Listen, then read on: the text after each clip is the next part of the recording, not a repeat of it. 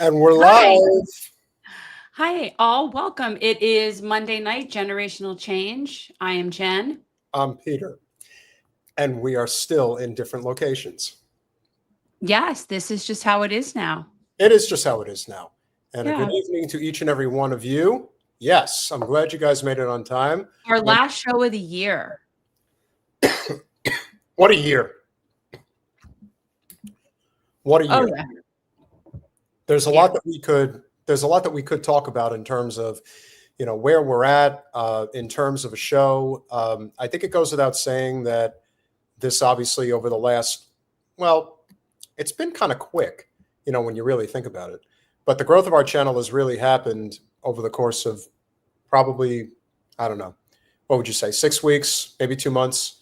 But things have kind of picked up, and it certainly leaves us with a feeling that, you know, 2025 could be a big deal. Maybe that's our project 2025, is taking the show to the next level. Well, I like the idea of co-opting their you know, slogan, Project 2025, as if all of that hasn't been their project every year. You know, David, I was hoping that we wouldn't address this, but unfortunately, yes, Santa did bring me a new camera. And unfortunately, Santa decided to put a little coal in the camera. So the camera stopped working at the moment. I have been trying to get this to work. He's having technical difficulties with the camera. So for right now, but look, this at least it's good. It's not like this is a problem. No, I wouldn't say it's a problem. I wouldn't say the camera's bad, but I have seen what the Logitech camera looks like. Yeah. And it definitely makes me look even more beautiful than I already am. So, of course, naturally, I'm going to want to use that. What I actually did get, which I could probably test now if you wanted to. I don't think you should mess with it. I think leave well enough alone. Do you know that the enemy of good is better? That's not what you think. I actually ended up getting myself a microphone as well. Got one of the. And since I only have one adapter cable, maybe this is just that type of moment where I actually have to try it before our esteemed guest, Mr. McBride. You know, I told you that the business would get you one. Well, here, let me grab it. I can reimburse you. You don't need to do. This is what happens. Yeah, what did you get? Oh, look at you. Fancy. All right, don't mess with things right now, though. I am not messing with anything. You messed it up. We just gotta. Hey, listen. If the camera, if the video don't work, we'll get it to work. Jason will be able to probably walk you through it. And Also, yeah, I mean, we can reimburse you. Colin, can you, I don't know if. What are you trying to do? It's indicating that it's on. And so right now, Colin, I know that this has to be hooked into like a certain port. There's 4 different ones specifically. Anyone ever see the movie Mother with Debbie Reynolds and Albert Brooks? No. Yeah. I can't say that I have. A lot of movies named Mother. Well, I love that movie. I love that movie. But it should just be a USB. Check. Yeah, it's still your normal mic. You'll need to change it in StreamYard. How does that sound? Bring it up closer. It should be. Yeah, then you need to have it closer. Yeah, you need to sit like how we sit here. It should be kind of like this with these knobs facing away from you. No, if I can. Okay. We're having like a demo. Yeah. Well, you guys. For anyone who uses this mic. This is like a real, Well, real that time. sounds much better. Whatever you just did just now. See, I told you guys. Now you just got to put your hands up. So David's is that good? Yes. Now David's complaining about your blurred background. Oh God. Well, we can't have everything we want in life. It's live stream, as Kat Negrita says. That's right. You get what you get, and you don't get upset. That's true. Well, you can't always that's what always you what we want. tell our kids. That's a mom thing. You get what you get. You don't get upset, or you get. Well, Jen isn't right every time, Ray. I know that you want me to listen, but in this case, I decided let's try something different. And according to Jen, and if anybody in the audience wants to share, I am now speaking on a different microphone. So if it sounds, and you should move it closer to your mouth, like this one. Do you see how a microphone is supposed to be sitting in front of you? All right. So then, what I need to do, I don't. Okay, we don't need to see. This is why. This is the problem. This is where things get complicated because remember, right now I'm still working. Now I don't hear you. Now nobody can hear you. You're screwing around with shit that doesn't need to be screwed around with. Can you hear me? Yes. Now I can hear you. This is why I specifically said, let's not do this now. I swear to God. It's like having another child with you sometimes. Well, just saying. Just saying, if it ain't broke. Giving the crowd what they want, then that's what matters most. That's not what matters most. I think we have a guest. Do we? Well, I think we have a guest. One of the things that we've tried to do with our podcast since we started it, we do everything in our capacity to try to be as informative and as effective as possible on the topics that actually matter. And one of the big problems that we tend to run into that you see in whether it's in left spaces, moderate spaces, right spaces is you get way too caught up in your bubble, your echo chamber that makes you feel comfortable. I think it's important that if we're going to talk about key issues that are going to affect us all, is that we talk to people who actually have true knowledge about the circumstance. And the thing that obviously is a major topic right now is what is going to be the economic platform that is going to be heavily influenced within the Trump administration in just a short few weeks. And that, of course, leads us to the influence of both Elon Musk and Vivek Ramaswamy as they oversee Doge and what the plans are going to be. Can you explain to me and tell me if I'm missing something, please? Why would you create an agency, hire 2 people for one job, and have that have something to do with efficiency?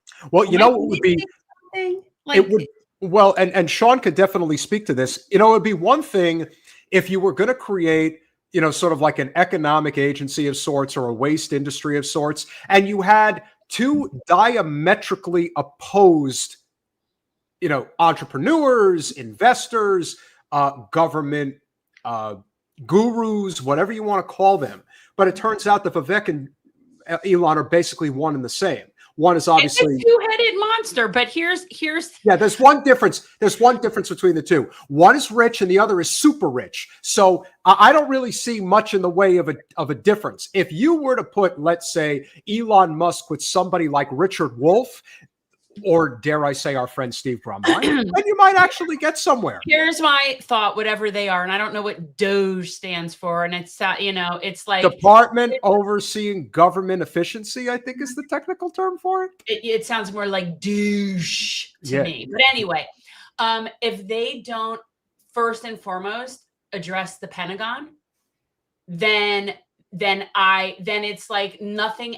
I feel like then it's just, it's nothing then. They're not doing it. The one thing you learned in your experience running for office is that your honesty and integrity was what really separated you from a lot of candidates. And that is why it was considered of an appeal to everyone across the political spectrum. And Sean McBride is certainly no different. He is somebody who has worked at both Amazon and Google. He certainly knows the ins and outs of what the corporate infrastructure of this country looks like. And if there is anybody who should be able to speak to this particular issue regarding H-1B visas and the overall immigration process plan, it should be Sean McBride. Welcome to Generational Change. Hi there. Thanks for having me. Nice to meet you. Good to meet you both. Excited to talk about this. Yeah, and I'm really gonna, I look forward to learning stuff because really, first of all, economics is definitely not my strong suit. It's too close to math. It's like I hear the voice from the teacher or Charlie Brown. And then we're also talking about like Republican side politics, which is also kind of like out of my, my realm. So this will be really interesting. Well, but I have some skepticism about people like Elon Musk and oligarchs being in charge of our, government system. Yeah, and I think that's what it kind of boils down to, right? Is we've had a lot of billionaire, tech billionaires specifically, kind of reaping the rewards of this visa program for a number of years, really starting kind of in the mid 2000s, maybe 2011, 2010, 2011, around that time frame is when they really kicked it into high gear, when Amazon, Google, Facebook, big tech really started hiring a lot. And maybe back then it was hard to find computer science, those folks here in the US, there was a shortage of computer science folks. So H-1Bs were important. O-1 visas, there's no cap on O-1 visas. Those folks that we're supposed to be bringing over with PhDs that are, documented in scientific journals. Those folks that have that are Elon's talking about, those 0.01% that we should be focused on. That's what the O-1 visa is really all about, not the H-1B. So we really get down to the nuts and bolts of it. We should be talking about the O-1 visa, revamping or scrapping the whole visa program altogether, because it's really set up for the bureaucrats and those in Washington to reap the rewards, and those tech billionaires to reap the rewards of this program.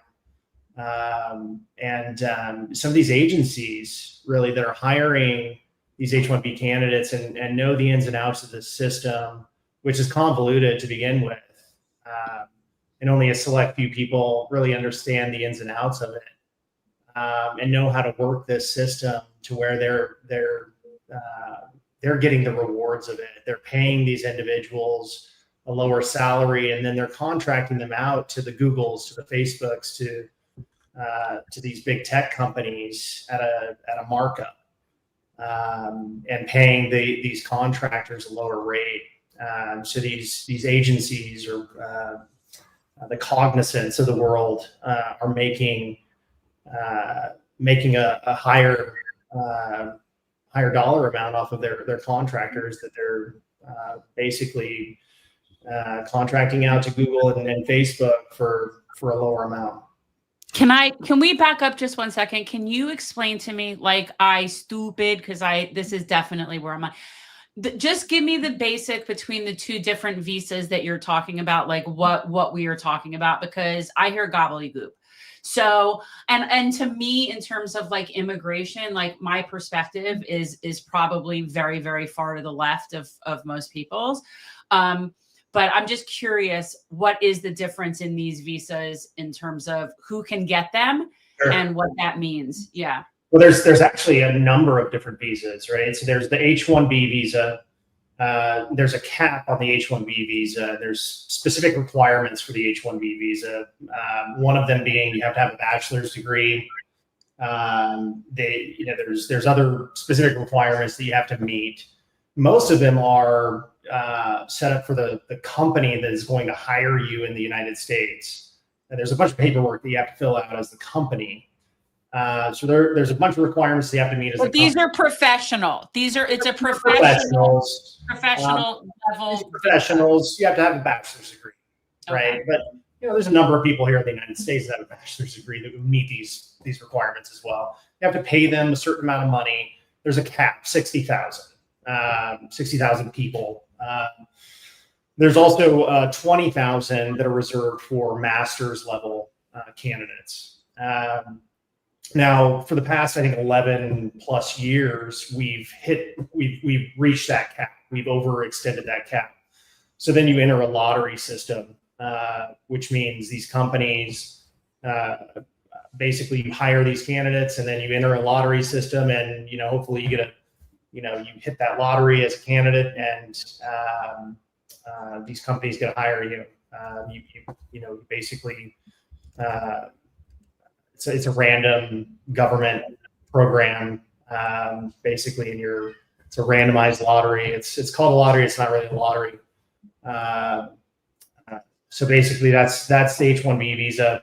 The TN visa is specifically for Mexican and Canadian candidates. There's the H-1B1 visa, which is capped for Singaporean and Chilean candidates and citizens. There's a specific visa for Australian candidates.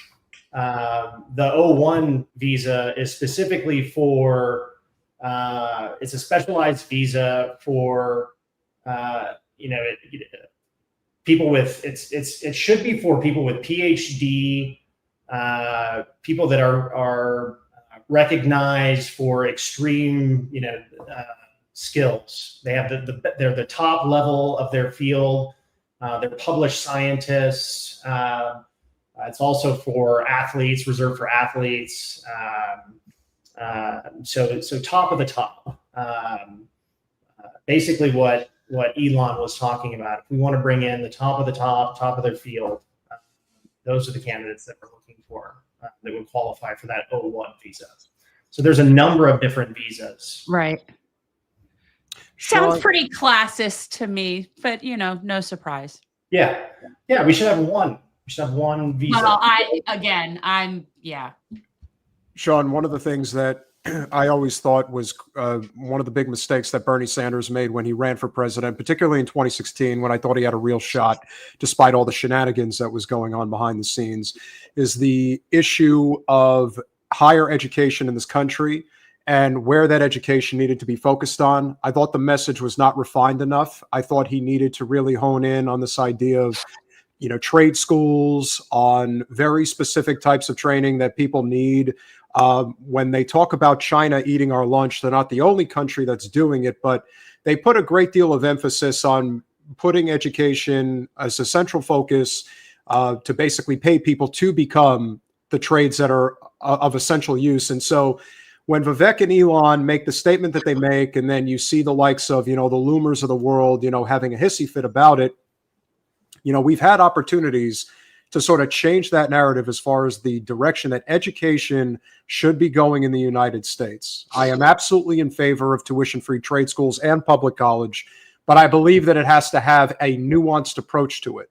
I do agree that there are areas of study that are infinitely more essential than others.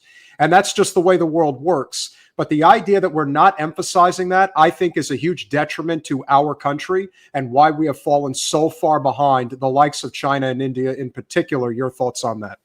No, I fully agree with you. I think the message could have been portrayed a little bit better by Vivek. I think it came across a little bit harsh in the way that it kind of stirred things up online and on X. I think leaders like Vivek and like Elon are responsible for, making sure that we're not divided and not driving a wedge in things. And I think he probably handled that the wrong way. But you know what? When I see comments like this, I don't know. And granted, this is an older gentleman, Mo, who looks like he might be a private, pilot. That's all well and good. But this idea that everything is just sort of embedded in this culture, that we're all just lazy and this and that. Listen. There is an element of personal responsibility that I do agree with. There's no question that does play an element. But if you think that this system is not designed to create a serfs class at this point, I don't know what you're looking at. Like, it's so patently obvious. The two worst, and you work for, in my opinion, one of the two worst corporations in the United States, Amazon and Walmart. And they have destroyed middle America. They've destroyed small town America. They have created a system where they write the tax code, they write the trade deals, and everything works to the advantage of creating this insane billionaire class. And all the while, people that should be able to actually thrive off of, let's say, $100,000 income, now in a lot of places can barely survive on that amount of money, which to me really speaks to the bigger problem here. There is personal responsibility, but the system at the top is designed to make it that much more difficult than it's ever been before. Anyone who's denying that, to me, is just not really being honest with the current circumstances. No, I agree with you. I mean, as a kid that grew up on food stamps with a single mom in a small town in Iowa, who put himself through college and ended up working at Google and at Amazon, and going to public school and not going to second grade, and living through that myself, a broken public education system. Things need to change. Things need to change. I didn't know how to print my name until I got to middle school. Wow. Yeah, there's obvious things that need to change. There's,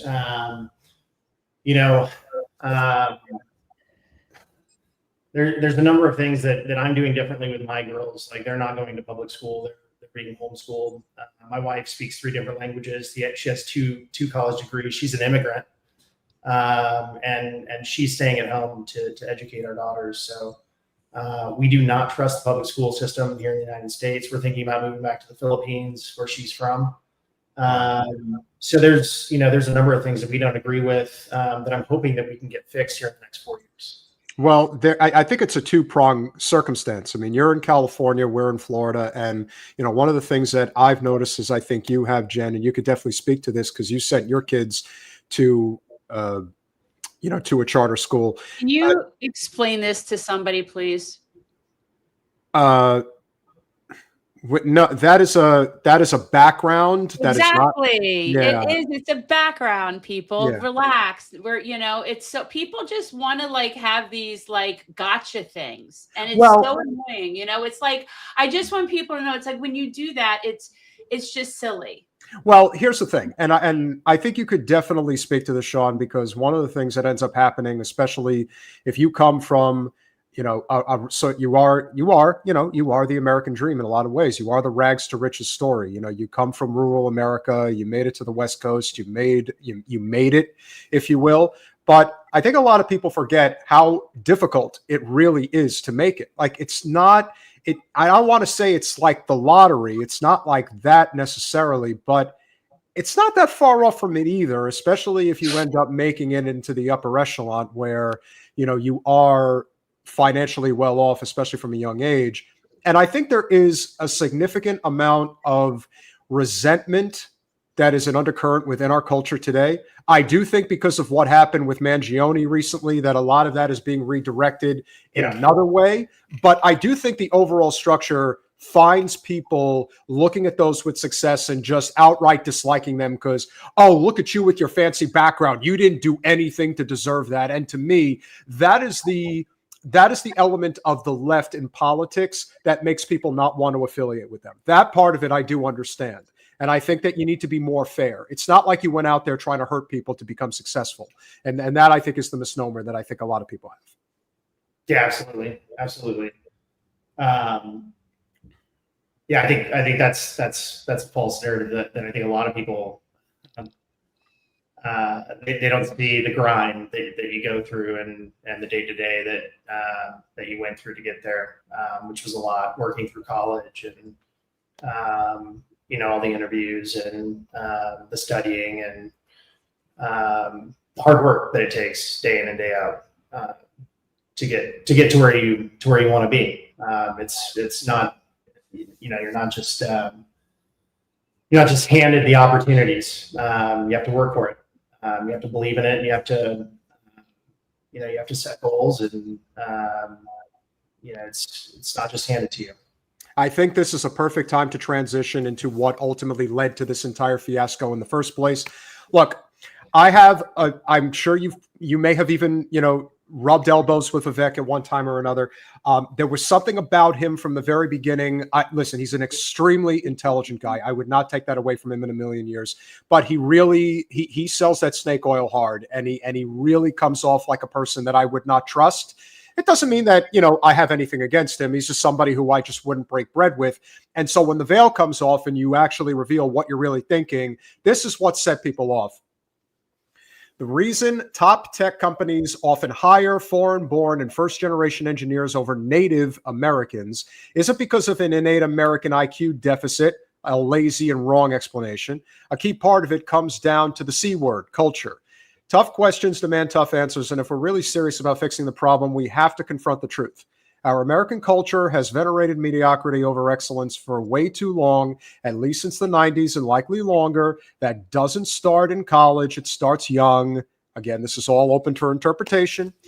A culture that celebrates the prom queen over the math Olympiad champ or the jock over the valedictorian will not produce the best engineers. A culture that venerates Corey from Boy Meets World or Zach and Slater over Screech and Saved by the Bell, or Stefan over Steve. Okay, see, hold on one second. I got to stop you right there. Now I see it. So this is somebody who was obviously that kid. And nerd. Well, not just nerd, but clearly the unappealing nerd, because I, as somebody who dated the king of the nerds in high school, can attest that this is somebody with some serious trauma from high school. Oh, yeah. This is ridiculous. I hadn't seen this, but this is somebody who has. He had a few wedgies and wet willies, I'm sure, in his day. I mean, the fact that he's sitting there and like holding a grudge about Zach and Slater over Screech, it's like if you are holding grudges over prototype patriarchal characters, you've got issues. He was the valedictorian. See, but here's the thing. I dated the valedictorian. He went to Harvard. He is brilliant. I know these people. I really do. Yeah. And this guy is particularly insecure for whatever reason. Well, he does wear shoes that are 2 sizes too big. He does? He does. Wow. Ouch. I mean, Vivek, I think he this is what I mean. Like he did not need to send this out. Like there's more important things that we need to be focusing on than H-1Bs. There's less than 100,000 H-1Bs coming into the country. There's more important things that we need to be talking about right now, like our debt. Like if he really wants a good 90s reference, this is almost like referring back to Happy Gilmore with Chris McDonald's Shooter McGavin character. He's like, geez, people, go back to your shanties. Like he's like the smart people are in charge now. Right. We know what's been. And again, this was always the thing, as you know. Why do people hate liberals, especially the upper class liberals? Because they always project that they are smarter than you are. They know what's best for you. Shut up and listen to the adults that are in the room. Well, this is exactly what Vivek is doing. He's basically saying, We don't have use for you blue collar, 9-to-5 hard hat wearing Americans. We smart people, we're the ones who know what's best for everybody. Shh, the grown-ups are talking now. Yeah, he's basically saying the American culture has been shit since the 90s. He's not wrong, but it comes off extremely condescending. I don't disagree with his premise, but his rant indicates somebody who's got some psychological trauma. Yeah. But his premise is true. Our culture, how we raise people, how our children are raised, a lot of that is very screwed up and has bred generation of drones. As you were just saying about going back to the Philippines, and that, and I was just talking about this with my son. Every other country, their students are learning multiple languages from the get-go. Most countries don't teach children to a test to be little drones and little cogs in a machine. Right. So it's just we're definitely still in this very industrialist mindset, and our education is really not good. I agree. I am not. It's not good at all here. Let's continue. Fact, I know multiple sets of immigrant parents in the 90s who actively limited how much their kids could watch those TV shows precisely because they promoted mediocrity, and their kids went on to become wildly successful STEM grads. More movies like Whiplash, fewer reruns of Friends, more math tutoring, fewer sleepovers, more weekend science competitions, fewer Saturday morning cartoons, more books, less TV, more creating, less chilling, more extracurriculars, less hanging out at the mall. So basically wants to suck the life out of anything that could be fun altogether. Most normal American parents look skeptically at those kinds of parents. More normal American kids view those kinds of kids with scorn. If you grow up aspiring to normalcy, normalcy is what you will achieve. That there is truth in that last line. I will grant him that.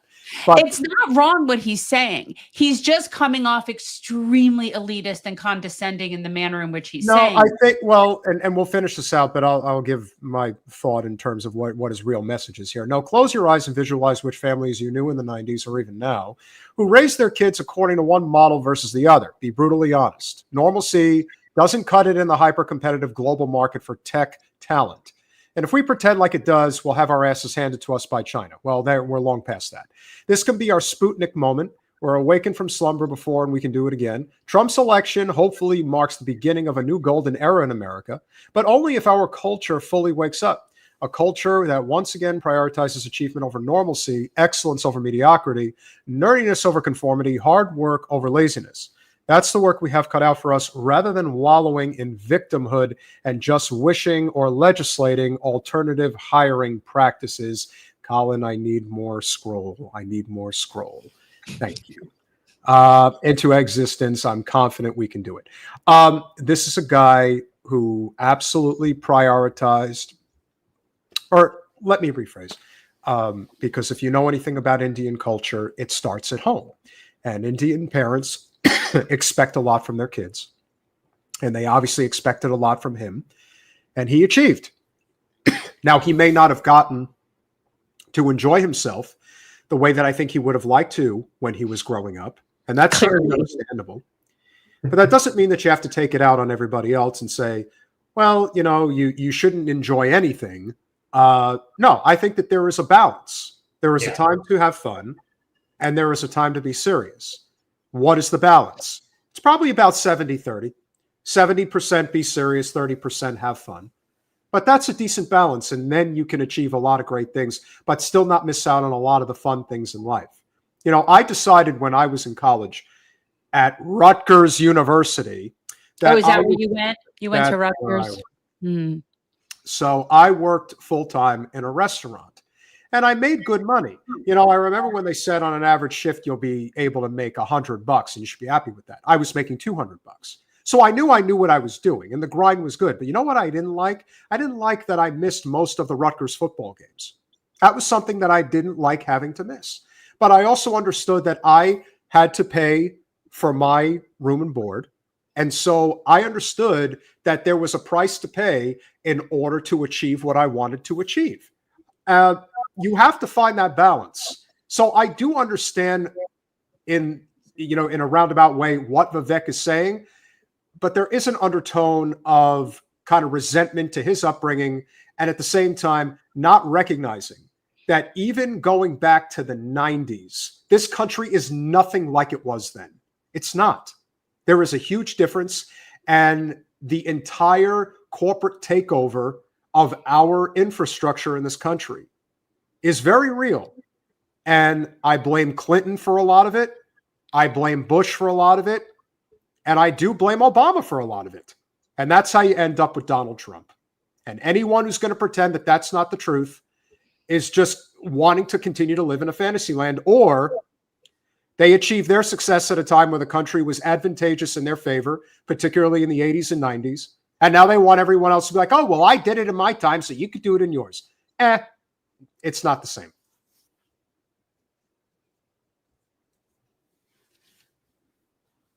Your thoughts on that, Sean? It's not the same. It's not, I mean, it's definitely not the same. And I think, technology is a big part of that, right? I mean, obviously technology is a big part of that. When you put a screen in front of our kids' faces for, half the day, that's a big part of it. When 70% of the school staff is now administrative staff, and we're not spending enough money on teachers, and holy God, I mean that's ridiculous. I can speak to that actually, because my career before I got into commercial real estate, I actually was a small business owner for a decade. I fundraised for college and high school sports teams around the country.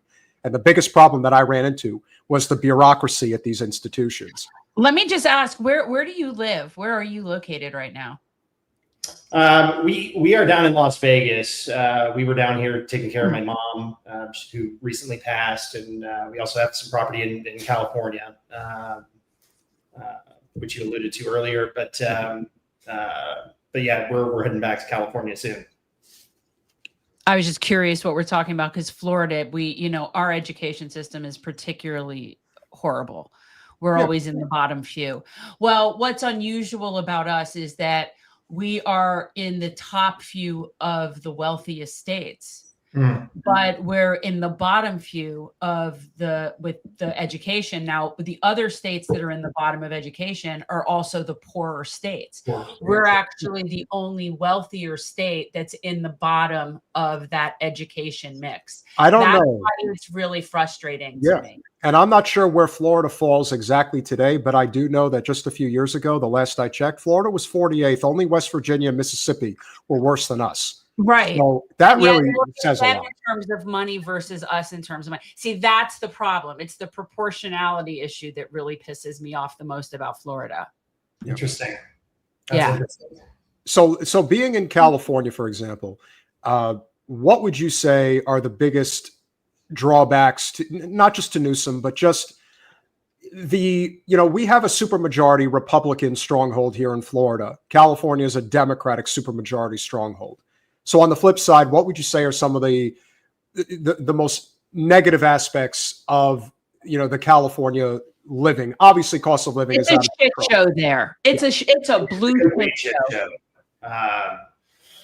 The cost of living, number one, gas prices, energy costs, insurance, trying to get insurance, cost of labor, cost of materials, and trying to build a home. We lost our home in a wildfire a couple of years back. Oh, trying to rebuild is absolutely impossible. Let's see. I think the public school system and the indoctrination there. I think some of the rules and legislation that had been passed in California is really concerning. The Gavin Newsom. Gavin Newsom is. Oh, get ready, brother. Get ready, because he's running in 28. That's coming. So hang on tight. And he's going to have a lot of money. His Aunt Pelosi, and that is his aunt, is going to ensure that he's got at least $100 million to his name. So he's going to be a force. And that's why she's not stepping away. For those people who are wondering why the Crypt Keeper doesn't step away from politics, because her nephew is going to run for president in a few years, and she's going to be in Congress to make sure that he has the inside track. He's a scary individual. He is. No, he's Patrick Bateman. I don't doubt it. He's the American psycho come to life. So yeah, talk about that. Talk about like that's been, because I think, everybody's always mocking Florida, rightfully so. And we have our issues here, but all those sort of like Dems that think if only the state was blue, I got to move to the blue state. Explain why that doesn't work so well. It does not work so well. I mean, the guy is wasting money on, for example, California has the most federal parks and the most state parks. And, he spent taxpayer money on creating another state park instead of using that money in other places where the state desperately needed it. It by far exceeds most other states in terms of debt. I think upwards of almost $1 trillion in debt. I think next is Texas, which is about $250 billion less in debt than the state of California. He misused funds for homelessness. I think $26 billion disappeared into nonprofit agencies that some of his buddies are in charge of. He just bought a $9.1 million mansion through a nonprofit agency that's actually named after his children, his 4 kids. Somehow using tax loopholes within the system. That house is in Marin, which is one of the most lucrative and expensive cities in the Bay Area. He slept with his campaign manager. For those who don't know, Gavin Newsom, back in the day when he was first running for, I think he was governor or mayor of San Francisco, one of the two. Yeah, I mean, the guy's a sleazeball. Yeah, and he, of course, is exactly what California needs. But if you think he's bad, I would argue that Schiff is even worse. And considering what he did to one of the few good Democrats in the state of California, Katie Porter, who I thought had a real chance to win, but he decided, nope, I am going to backstab you by funding Garvey's campaign, making sure that he gets to the general election. And that way I get to go to the Senate and I screw you all together. So he got Barbara Lee out of Congress. He got Katie Porter out of Congress. And he spent millions upon millions of dollars to get Garvey into the general so that he could win in a walk. To me, that's why people just don't want anything to do with politics. Because once you see just how dirty the game really is, and that the worst kind of people are the ones who end up making it far, it really is a dirty game that people want a clean break from. So it's understandable. And I would be very curious to hear from your perspective, regarding what has happened, being in your position and seeing, I mean, listen, we're both huge advocates for a single payer healthcare system. It is absolute lunacy at this point that we don't have it. You've been to the Philippines, so we're the only country in the world that is developed that doesn't have any semblance of a universal system. And so when you realize the reactions of people in, let's say your economic class, and certainly in many cases there's fear, but I also think that there are people that are class conscious and they recognize, listen, if we don't do something dramatic for the working people of this country, like universal health care, we're going to lose it all. Like we will lose everything because the people are literally sharpening pitchforks at this point. Your thoughts on single payer healthcare?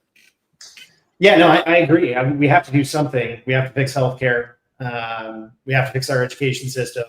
We have to fix our immigration system. There's a lot of things that need to be fixed right now.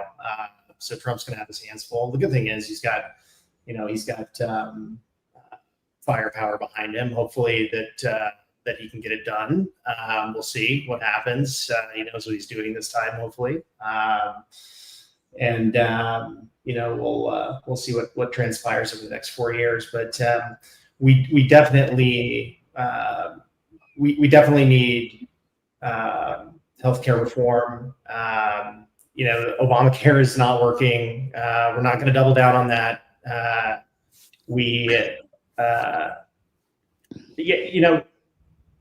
I've been to the Philippines. It's working there. I've been to other parts of the world. I've been to Germany. I've lived in Germany.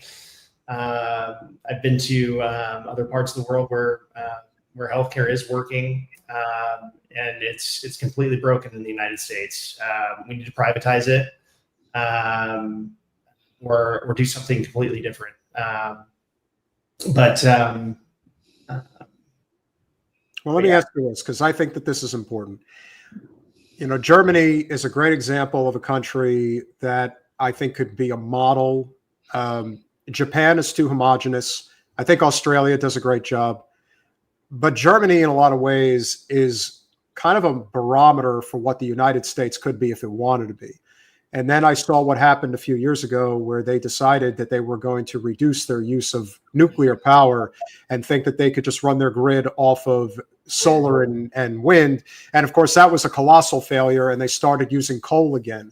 I am much like somebody who I'm sure you may even know personally, Michael Schellenberger, who has been on our show a handful of times, huge advocate for nuclear power, if for no other reason, because we have to get off of coal and natural gas. And the only way that's going to happen is if you have a primary energy source that can replace it without having to completely change the entire dynamic of the country. The BS that Newsom is trying to do right now to just completely get people to stop driving internal combustion engine cars within such a short period of time. In California, I mean, you want to try that in Wyoming or Idaho, you might be able to get away with it, but not in California. Like the insanity to try it at that level is but that's just typical of corporate democratic politics.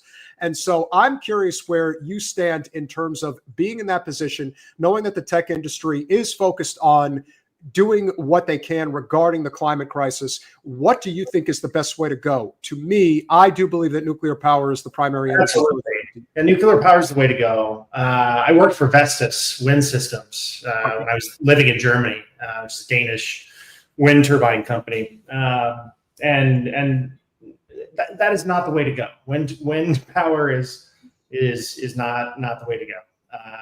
It's inefficient, in my opinion. It's a fun company to work for. Got to climb a giant wind turbine. Cool technology. It's great, and it powers a lot of Germany and a lot of Central Europe.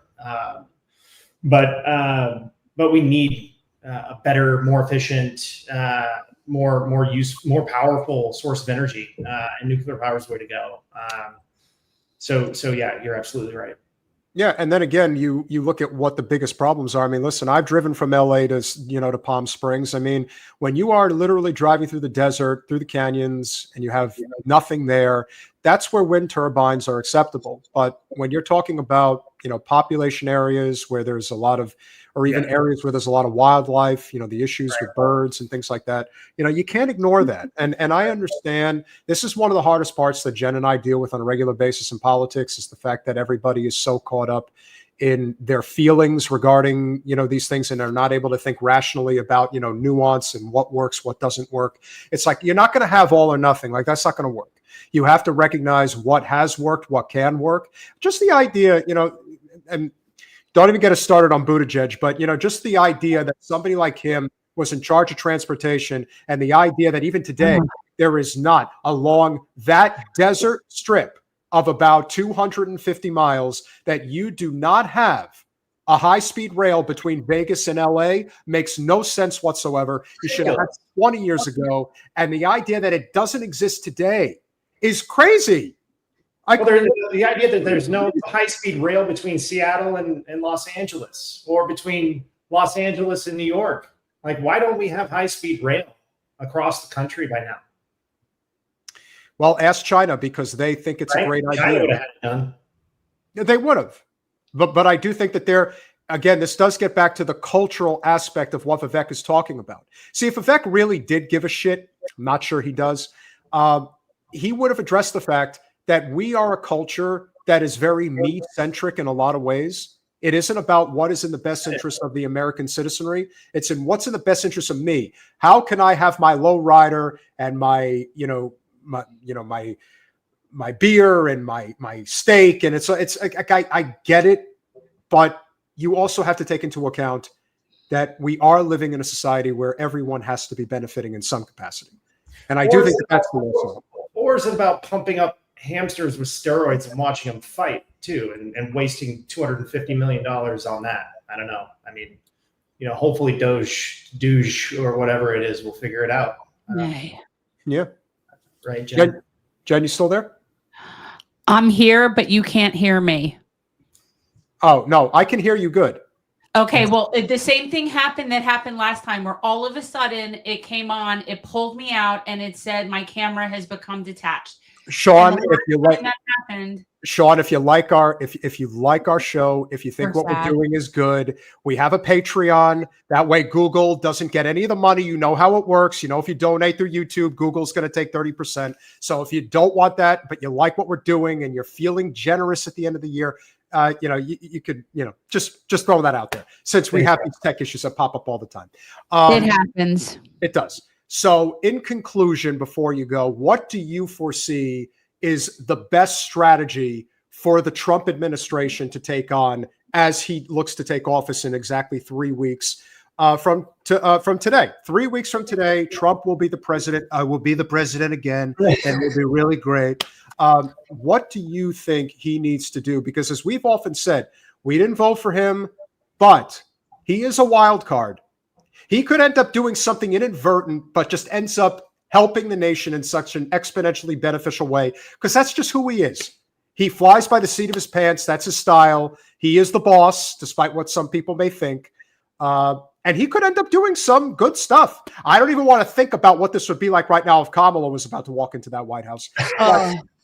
But I do think that there is the possibility that he could end up doing some good stuff. So what do you, as somebody who pays close attention to everything that's going on, what would you like to see Trump do in his first 100 days, other than Joe Biden saying that the parliamentarian told him that he can't raise the minimum wage? So what would you like to see? Well, one thing I'd really love to see is him keep his word on crypto. And really bring in some crypto regulation and really fight for that. I think, with David Sachs coming in as his quote unquote crypto czar, he's got a new chair of the SEC coming in. I think that's one thing I'd like to see is crypto really take off in 2025. So that's one big bet that I'm counting on. I'd like to see him end some of this foreign conflict, and I think that's something that he's probably going to be able to do fairly quickly. He's promised that. So hopefully that's something he'll be able to do. And then we'll see. We'll see what happens, but I'm hoping he's got a plan for this debt problem. But we'll see. We'll see what happens. All right. So I am going to recommend. We have a friend. His name is Steve Grumbine, and he works in close affiliation with Stephanie Kelton. This was Bernie's economic advisor. I think there are issues with how the message of modern monetary theory is conveyed, but in terms of how the money is printed in this country and how it's effectively put in certain people's hands versus how the money is actually supposed to be dispersed is a big issue. And I think that they really nail it. So if you haven't really looked into that element as far as, an economic infrastructure, I think, Jen, you would agree, definitely recommend that you do. I think it's important to understand it. Yeah. Or as best as you like. I think it's an important concept to just generally understand. I'm just glad to see that there are people in MAGA that are actually talking about BRICS. Like, that's a real thing. Like, BRICS is real. And if we continue down this path of, we're just going to do whatever Israel says or do whatever Ukraine says, it's like, okay, just keep pushing Russia and China into each other's arms and see what that does. Because the second they figure out a way to get off the dollar, they're going to do it. And that is, I mean, that is in many ways probably game over.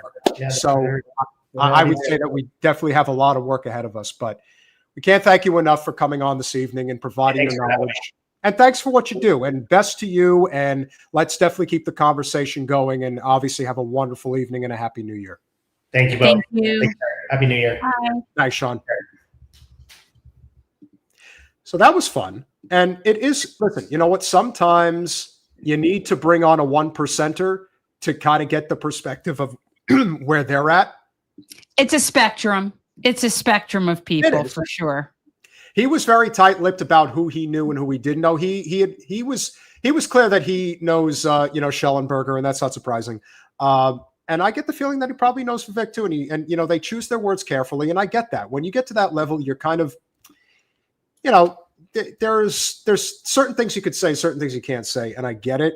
I agree, Josie. Go bricks. Yeah, but even somebody like Sean who says, yeah, we need a single-payer healthcare system. When people like that start saying we need a single-payer healthcare system, to me, like Jen and I were discussing earlier today, it's not a question of if, it's a question of when. Luigi changed the entire narrative. It's over now. They will never be able to convince people that you shouldn't have healthcare or that you should have a system that literally puts you not only into debt, but gets you killed. That's done. And so I wanted to play this clip. I had mentioned this to you earlier, Jen. This is a reaction of the Brits when they found out where they were presented with exactly what the U.S. health system is all about. Oh, okay. $100. Yeah, you're pretty close. A bit more. 120. 250 to 350. For an inhaler? Yes. Man. So if you're poor, you're dead. So 2 EpiPens. How much do you reckon they are? $80. 600. $40. I'm afraid not. More? More? $100. More. 150. More. 250. More. Shut the fridge. More. £300. $600. What? Why? That's a very good question. $600. Yeah. I wonder if you could tell me how expensive you think calling an ambulance out to your location is in America. I guess it depends on where you live. It really does. I think, is there a price for that? Yes. Jeez. $100? $200? $2.5 grand. For what? Why? Why? They can't wrap their heads around it. And the thing is that this is why when we have these discussions about what is the left, who are the Democrats, they're not leftists because they're actually right of center. Because you could find the most conservative person in a country. I don't even know, where was that? Was it in the UK somewhere? That was in London. London. Okay. So you could find the most conservative person there. And the concept of this is just not something they can really wrap their heads around. They didn't even mention the bigger one, which is how much it costs to birth a child in the United States. 10 grand. It's expensive. Oh, yeah. Let me tell you something. Think about it, guys. I know it may be a little conspiratorial, but why do you think there is this huge pro-life movement in this country?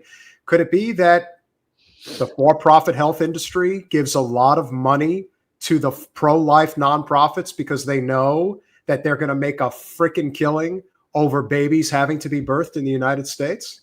I mean, think about it. I don't know, but you know what? It's like they definitely don't use it as an opportunity to do anything about things like prenatal care. They don't use it as an opportunity. So, I mean, you're talking about, I don't know. I don't know why, but why people are anti-choice. It's usually religion-based. Hey, Mo is conservative, and he's saying the same thing, and we agree with you. This BS, especially about Israel and Ukraine, I mean, you have to see the scam at some point. You got to see it.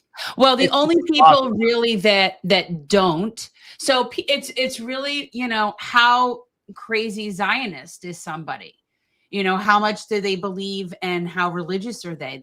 That seems to be where it is, because working people, just working people, they seem to want to, keep their resources here and not be sending money overseas. Oh, You're not kidding. And this is where the tie-in with Mangione comes into play. Because what you have to remember, which is very important, when you're dealing with this idea that we had a national manhunt thrown at this guy because he committed a murder, allegedly committed a murder, but he did it to one of the most powerful executives in the country. They had to put out a nationwide manhunt. Well, and here's the tie-in with Palestine. Now it gets interesting. So watch this clip. Dad's dad got shot twice in the back of the head in what the police called a robbery gone wrong. And they never even really searched for the guy who did it. And they told my dad, they told my entire family that there wasn't anything more they could have done. I guess the part they decided to leave out was unless he's a CEO. Because remember, this man committed what police described as the perfect crime. This man had a 3D printed pistol with subsonic bullets. This man was supremely prepared. He only got caught 2 full states away because of the nationwide manhunt that had been going on over the last week. So do not let publicly funded resources like the NYPD or like the Atlanta Police Department that got pulled into this investigation tell you that you don't have access to your rights, tell you that you don't have access to a full investigation, because they just showed the entire nation that they have the resources and they just often choose not to deploy them.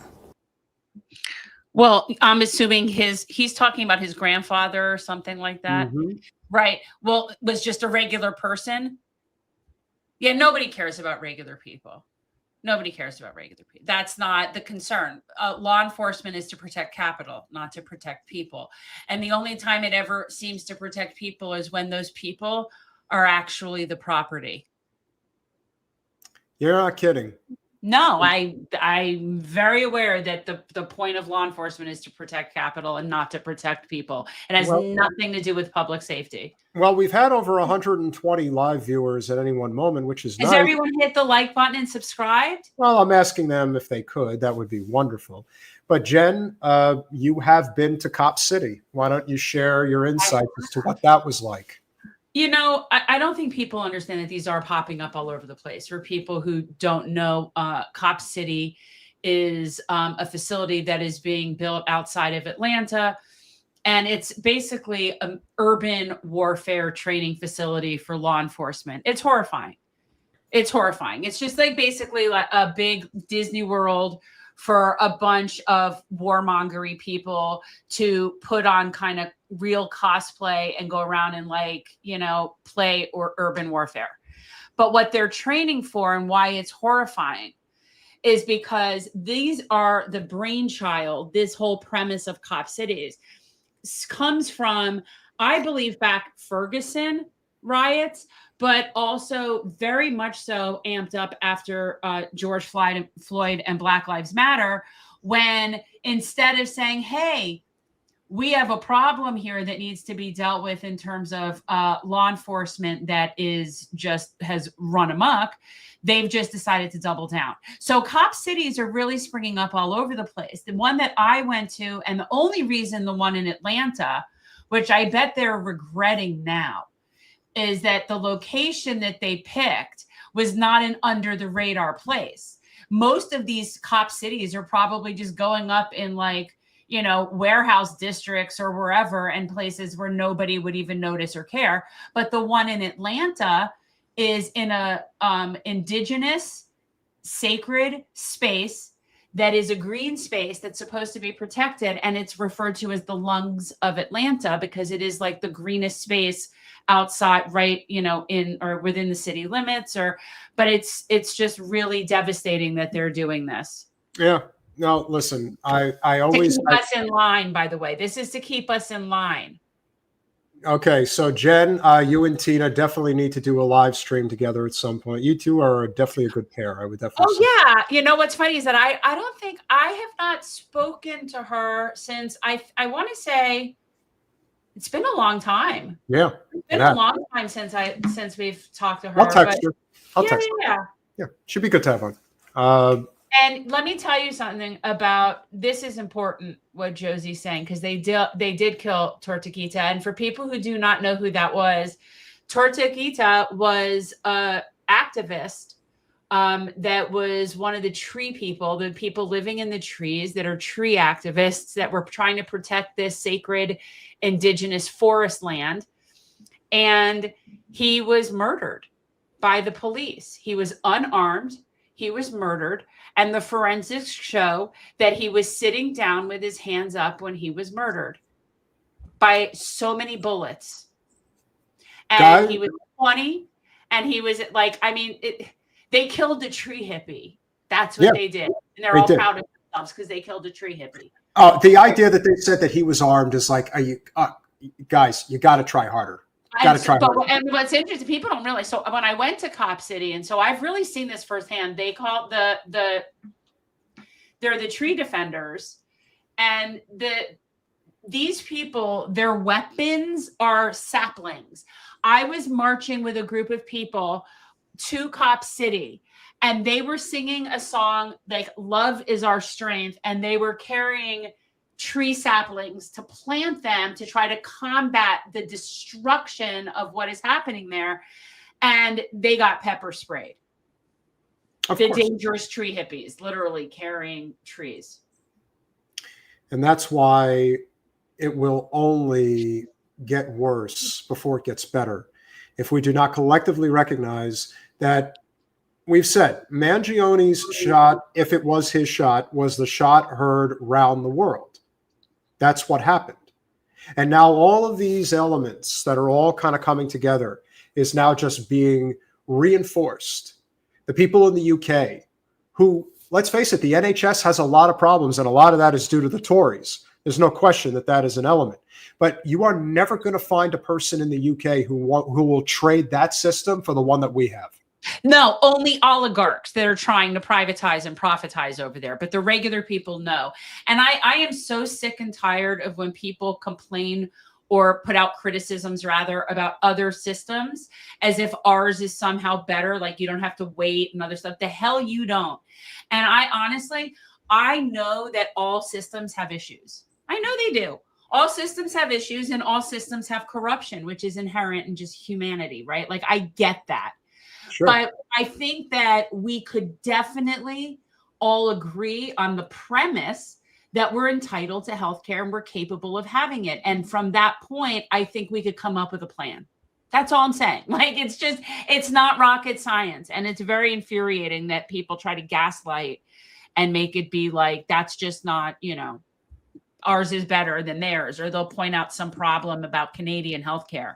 It's like, please give me a break. I don't want to hear it. And most of the time that the problems arise is usually due to the fact that there is a privatization element that they're always trying to do.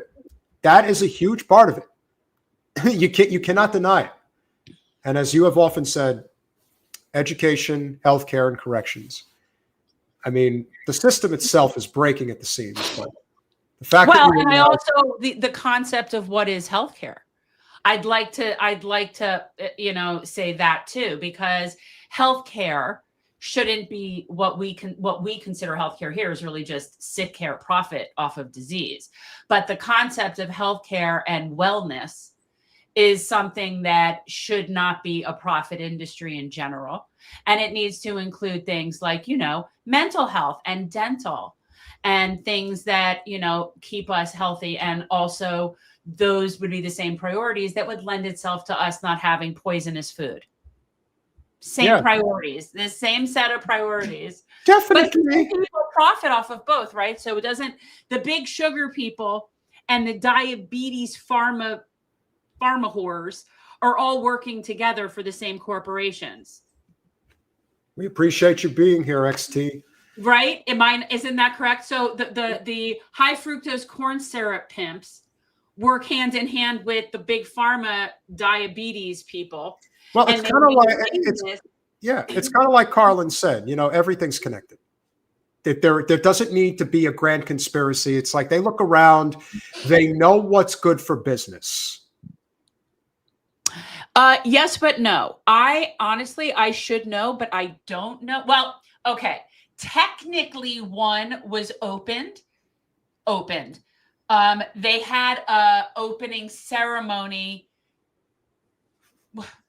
So down here in Broward, our sheriff's office had an opening, like a ribbon cutting ceremony for a training facility. They don't call it a cop city, but like basically an urban warfare training facility. And here's the best part. And Jessica, yes, I did. Thank you. But a long time ago, but I've been updated. So here's the irony, guys, about the whole thing. This is what I'm saying. You distract me, Peter. I know. I was just going to say, you're going to kill me. You're going to kill me. But so they named this warfare training facility in Broward. They named it in honor of the Parkland shooting victims. Okay. So in other words, we're going to create a giant militarized police warfare training facility to honor the kids who died as a result of our ineptitude. Same department. Yeah. Well, you can't make this shit up. That's but I would recommend, if anybody interested in really knowing about the cop cities, friend Renee Johnson over at Black Liberation Media. She has a regular show called Saturdays with Renee over there. She, a few months, probably was a long time ago, guys, my time references, but she has done the complete breakdown nationwide of the Cop City project. She has actually mapped them out, where all of the known ones that have already been up and running that just people didn't know about. So yeah, Black Liberation Media, check out Renee's show. And look at some of her old content. Base Chad Thunderjock is one of our resident conservatives, and he continues to spew this nonsense about government-controlled health. It is government-funded. Pretending. And no, I don't mind hearing the negatives. We need to come up with the best possible solution. So the goal would be like anything else. We'll take the best parts of it that other countries, other models have worked, and we'll do it the best we can. And there will be problems, because that's how life works. And that's okay. It isn't that I don't want to hear about the issues. We can hear about the issues so that we can do something better than that. What I'm saying is, you don't get to use those issues as a justification for profiting off of healthcare. You see what I'm saying? Yes, there's issues. Yes, we can talk about them. Yeah. Not a justification for people like Brian Thompson to be making money off of doing nothing. You just had a multimillionaire Silicon Valley type on this show who supports Trump and says we need a single payer healthcare system. So, no offense, Chad, but I'm going to take his advice, because if a guy that has succeeded that much in the free market says that that's what we need, then that's what we need. Yeah. And the problem with this argument, and why I won't even it's not even debatable anymore. No, it's all, even when the whatever institute years ago, the Koch brother machine came out years ago and said that single payer saves us like $2 billion a year. And that was a low ball, that was like a low estimate. So, at this point, the financial reasons are just in favor of single payer health. There's really the only thing against single payer. The only thing that is against single payer are the people that profit from the way it is. There's no rational reason. There's no real logical explanation. There's nothing where you can explain to me how our system works better. There's no reason other than corporate whoredom. It's funny that Shonda brings this up, because I have an in-house insurance plan through my dental office. Now, that's a rare thing, but I go to a very nice dentist. And I have to say, it's been the best experience I've ever had, by far. And so I'm guessing that Minnesota has some form of, it sounds like it has some form of a single payer system in the state, which is great. And it's not surprising that Minnesota. No, it's not surprising. Minnesota, I've said before, I'll say it again, is probably the best run Democratic state in the country. That's saying a lot, because it's not a super blue state by any means. Yeah. And so it's, that's a big deal. Mo, we're very happy to have you here. You know? Wait, I thought we've seen him before. You came across our channel today. I don't think so. No. We never saw you here before. Well, welcome, Mo. We're very happy to have you here, Mo. Yeah, no, we don't play that game. We don't play that bullshit. No. We're not. We are the most anti-woke, populist left channel you will find. And we don't do the drama shit. No. You like to sometimes. You guys have no idea how much I do have to talk him down off of wanting to do drama shit. He gets very amped up over stuff. Yep. See, Shonda, there you go. You get dental too, and you get a cookie for pronouncing my name correctly. Oh, it was such a Shonda. I should have never. It was a Shonda. Well, if you've ever seen Robin Williams, God, I miss that man. Oh my God. I was thinking about him the other day. Like that to me was the biggest celebrity loss where I was like in the past. I mean, really long time was him. Yeah, no question about it. Yeah. I feel like a piece of my childhood died.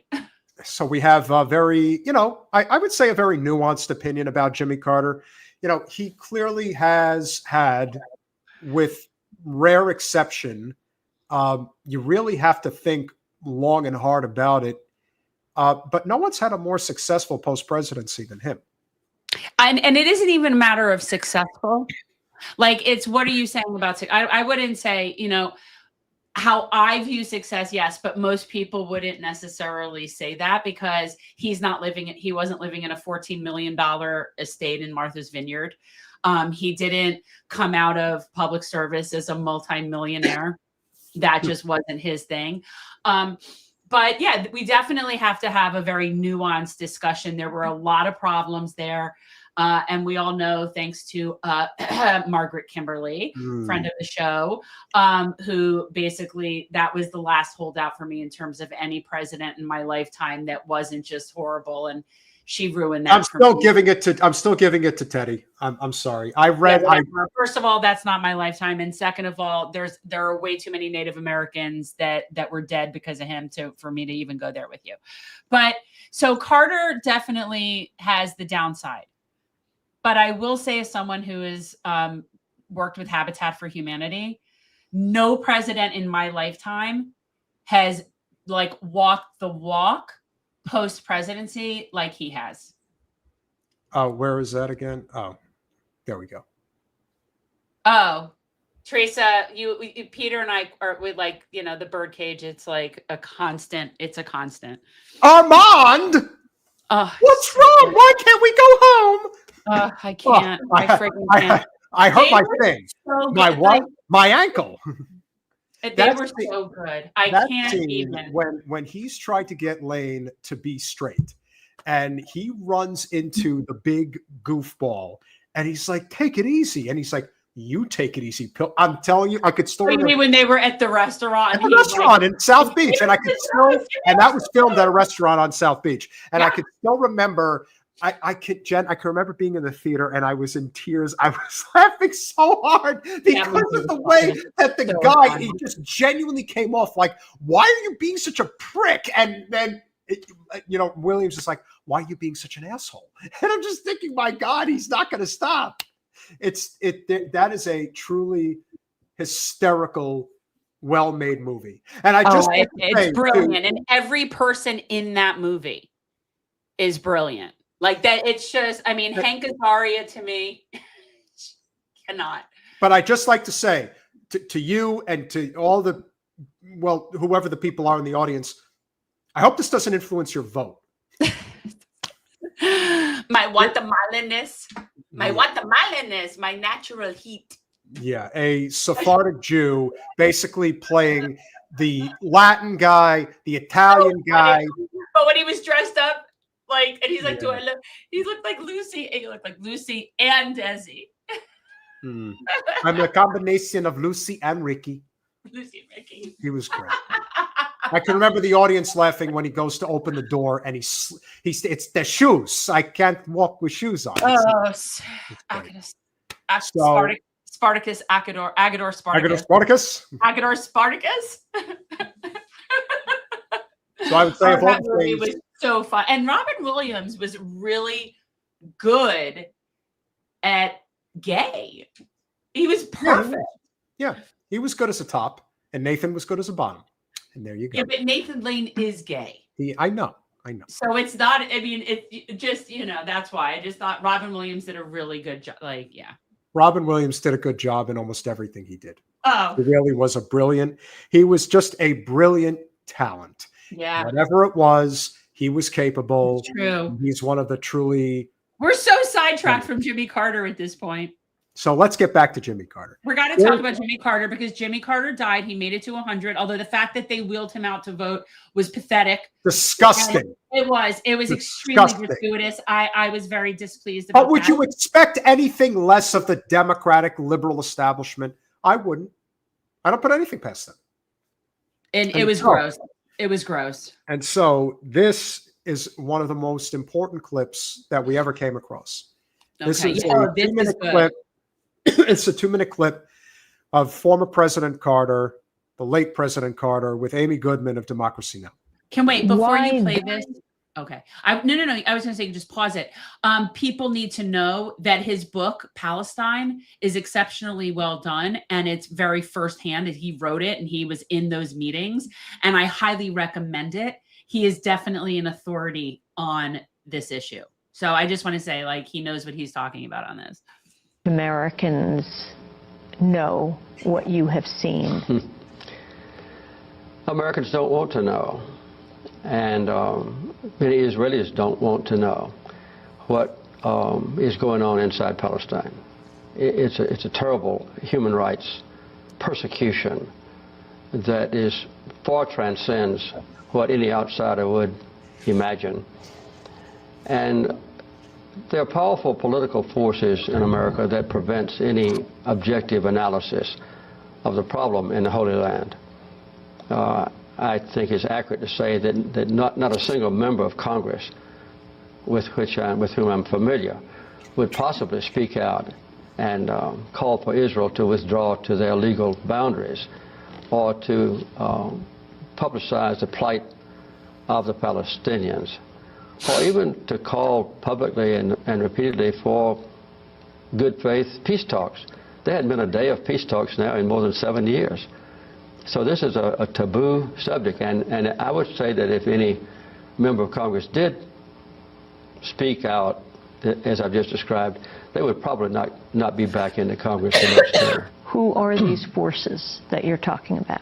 Well, there's an inherent commitment in America, which I share as a Christian, of a deep commitment to make sure that Israel is safe. And that is added on to by the very effective work of the American-Israeli group called AIPAC, which is performing its completely legitimate task of convincing Americans to support the policies of the Israeli government. And AIPAC is not dedicated to peace. They're dedicated to inducing the maximum support in America, in the White House, in the Congress, and in the public media for whatever policies the Israeli government has at a particular time, and they're extremely effective. Yep. Hasn't changed. Still the same. And by the way, when he wrote that book, the book Palestine, I do not remember when it came out. If somebody would look it up. I mean, I did the audio. Like 2006 or something like that. Yeah, I want to say it was like, yeah. I did the audio book a few years ago. He narrates it, which is great. And it was extremely informative. And it was a very good perspective because while it was a historical perspective, it was more contemporary history. But we're talking about him explaining how meetings were with Menachem Begin and Yasser Arafat and all of these like people where, you know, you're really getting a behind the scenes explanation. So when people make comments like the Palestinians have never accepted an offer, well, that's just not true. Yep. That's not true. They've never been given a legitimate offer. Never. And that is one of the things that I got. And in Jimmy Carter's book in particular, he's very specific about breaking down the timeline of when different offers were made and how that all has gone historically. And he made it very clear they were never given a real offer. And that is why when you think about what's coming in 2025, you are going to see a lot more of this. This was in Austin, Texas over the weekend.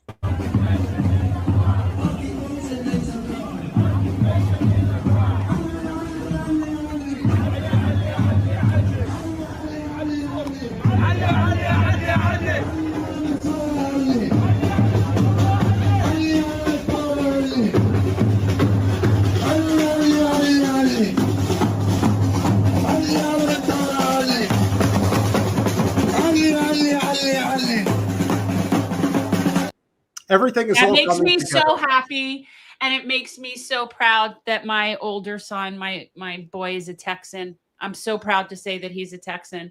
This pleases me. Do you know, is there, like, I know you said Austin, but is there a particular reason this is happening?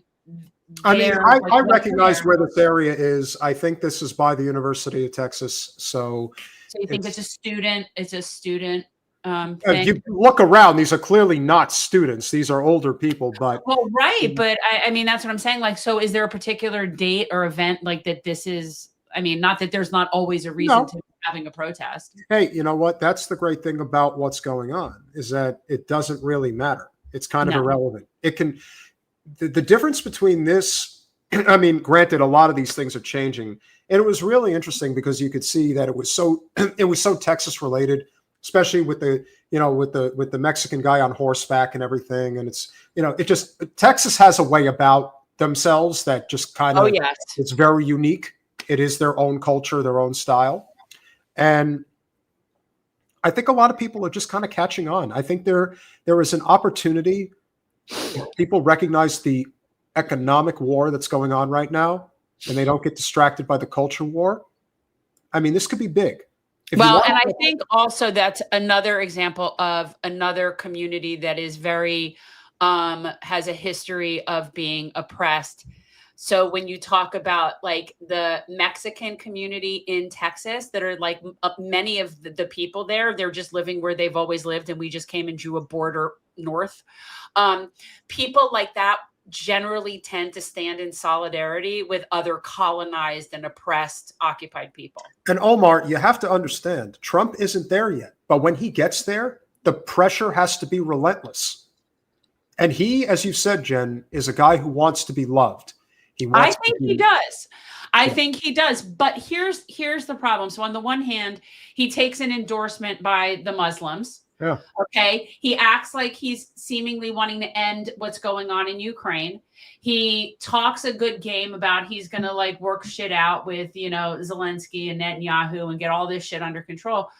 But then when you look at who he's bringing into his cabinet, not good. It does not instill a lot of confidence that that is anything that's actually going to happen. I mean, his cabinet is full of Zionazis and warmongers. And it's a serious problem. So it's like, on one hand, you take the endorsement, obviously you take the endorsement from the Muslims who are clearly looking to you as some sort of escape route from the Democrats, as they made such a big point to do, especially in places like Michigan, where he got that endorsement. But then he brings people in that are all Zionazis. So I don't know, you know, what to think. But then he says things like he wants to win a Nobel Peace Prize. Bringing in people like, you know, Stephen Miller is not conducive to a peace prize. You know, you even said, you know, we were going to talk about, we'll see what Thursday brings. We were going to, or I wanted to talk about a local issue regarding the Democratic Party. And you said they're kind of irrelevant now. In a way, they're irrelevant. And so the only thing that they have, yeah, you know, shit's bad when you're kind of hoping that Trump ends up doing something good, even if it's inadvertent. Well, he's exactly that. He's like that. You don't know what's going to happen. Nope. But you could get lucky, and he could do the right thing, even if it's for the wrong reason. It doesn't matter, like a broken clock being right. Look, I have higher hopes. Remember, we had Angela McArdle on here talking about one of the things that they were really pushing for is going to be pardons and clemency for a lot of political prisoners. And we all believe that there's a better opportunity of that happening from Trump than it would have from Kamala. Yep. Yeah. The Jew, because the Mizrahi Jews and lived with the Christians and the Muslims, and they were all the Levant people. It's like we have such a screwed concept of that region based on geopolitics that we really have no concept about the actual people, the peoples. And I do think, Victor, that it is inevitable that there is going to be a major shift in electoral politics in this country. It's just we need obvious. a second party. We don't even have one Labor Party. We have, you know what it is? Like a unibrow. We have a uniparty. Yeah, we do have a uniparty. Two eyebrows that come together in the middle. We have that, but the political part, we have a uniparty. Yeah, we've got a lot of bad crap. There's no question about it. But there is one last person that I would like to talk about before we go for the year. Who? Wait, is this sort of like a bootlicker of the year situation? I think it could be. Do we have I always have it. But what are we talking about? I need to know what we're talking about. Colin, can you pull up the state senator of New York who thinks he's going to be the next chair of the DNC? Oh, okay. Right. Yeah, that definitely is worthy. It is most definitely worthy, I have to say. But, guys, this will be, look, it's a final bootlicker, it's our final bootlicker for 2024. But yeah, I was, I'm always game to use my slides. Yeah. Always entertains me to no end to be able to pull up my slides, do my fancy stuff. Colin, did I not send you the information? God damn it. I thought I did. Is it not that thing? What's that thing there? I'm going to forward it to you right now. His name is James Scoofus, like doofus. Oh my God. His name is Scoofus. Yeah. His name is Scoofus. God. Oh my God. That's just great. That is just great. We're going to talk about Patrick. Just so you guys know, on Thursday in the new year, we will talk about Patrick Bet-David. For those of you who don't know, Patrick Bet-David actually does his podcast about 15 minutes from where Jen lives. Like, it's a small world. But he's going to get his. He'll get his. See, that might be a good pontificating for you. I'm telling you. You have had something to rant about that man for a long time. All right. So, listen. We're not going to get into Marianne. She's running. We know that's... We are most definitely not getting into Marianne, but I wouldn't mind doing where we had pulled up a list of who all is running, like who's in the running for that. Like we should do it like a horse race. Melanie, I couldn't have said it better. Full stop. You got that one right. Oh, David, it's a lot more than that, my friend. I've had personal interactions with PBD's team, and I could tell you what they're all about. I don't want to get into it now because it's good. It's already. See, this is such a you thing. You really have some issues with this guy. I don't even know who he is. Oh, other than what you've told me. And our friend Josie Justice, who is in the state of New York, Scoofus from Orange County, New York, and Colin, if you could pull up a photo of this guy apparently is running the DNC chair. He's one of the tools running for that great position. But his thing that he's into apparently is attacking Greens and going after Greens and trying to keep them out of the picture. Go back, Colin. Somebody whose last name is Scoofus. The Green Party spoiled another major race for us, the Pennsylvania. So the Green Party's responsible for the Pennsylvania Senate race. I had no idea. So let's just cancel democracy. They ruined it for us. They came in and had a candidate, and we had to actually do something. They ruined it for us. Just the latest on a very long list. As DNC chair, I'll go on permanent offense, not just taking up the legal fight during ballot access. We'll dismantle these Republican enablers' infrastructure. The gloves come off. No, you doofus, Scoofus. The Republican enablers, that's called the Green Party. It's called a democracy. The fact that you refer to anybody other than you as Republican enablers is because you have nothing to offer. Right. So thank you for being a tool of capital. Thank you for publicly telling us that you do not support the concept of democracy.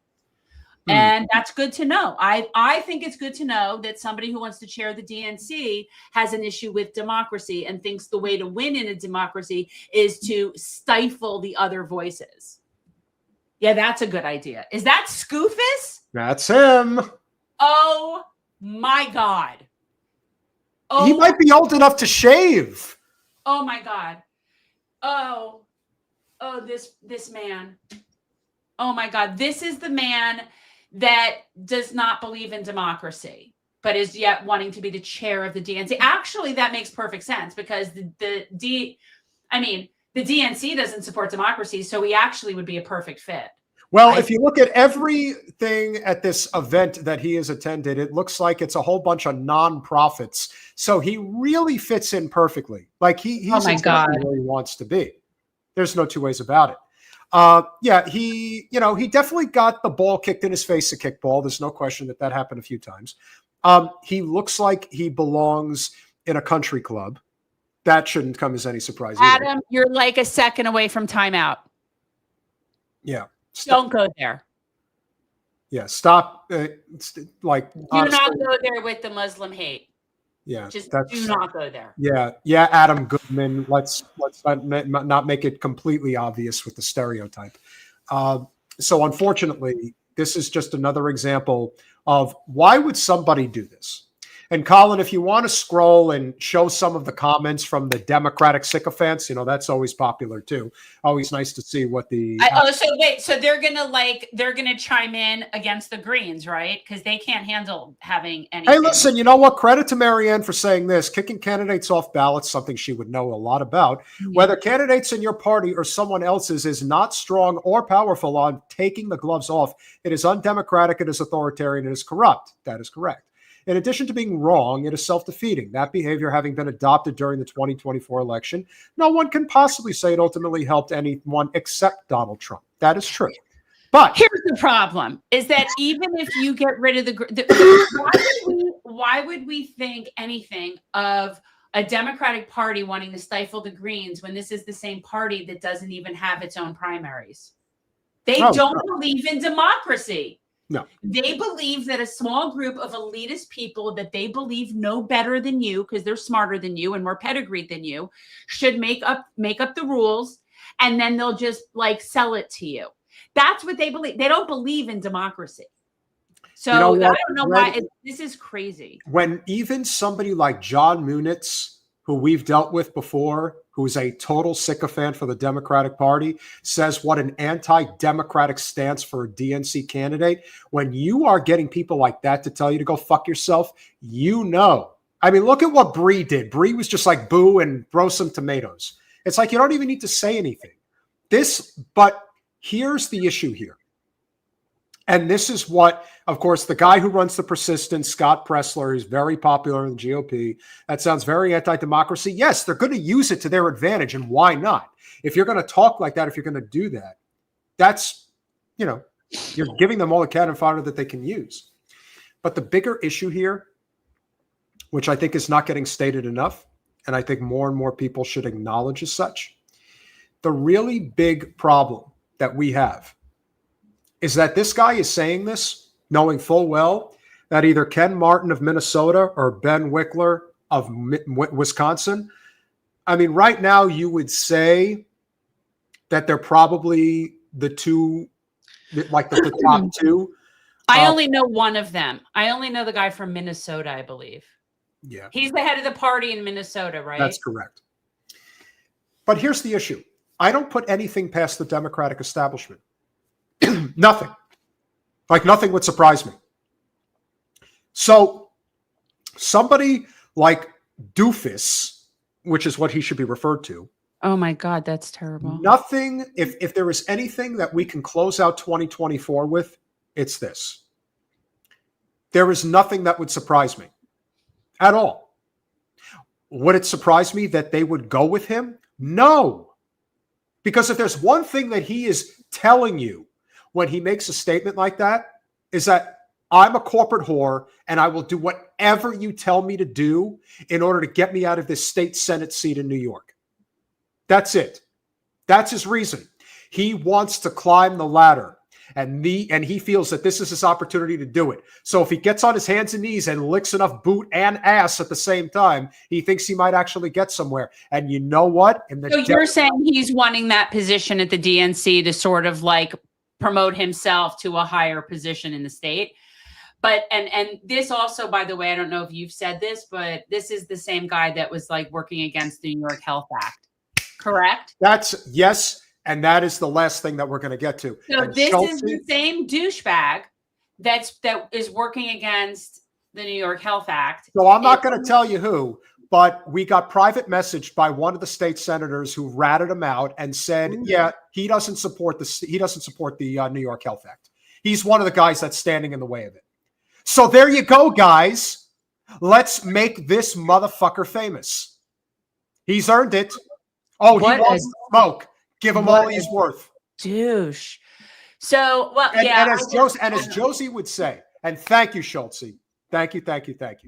If there is one thing that, as Josie pointed out, this is a guy who represents Orange County, New York. I mean, he's just asking for it. I don't know where that is. What's Orange County, New York? Where is that? I think it's by Coos, if I'm not mistaken. I'm pretty sure. By where? Syracuse. Oh, Syracuse? Pretty sure. Anybody want to correct me if I'm wrong? Is he a Democrat? You bet your ass he is. What do you expect? He's running to be chair of the DNC. Oh, yeah.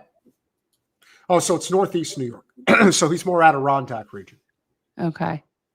So he may be, listen, it's like, do you want Mr. Doofus or do you want Elise Stefanik? It's kind of like 6 of one, half a dozen. Oh, okay, never mind. I was right.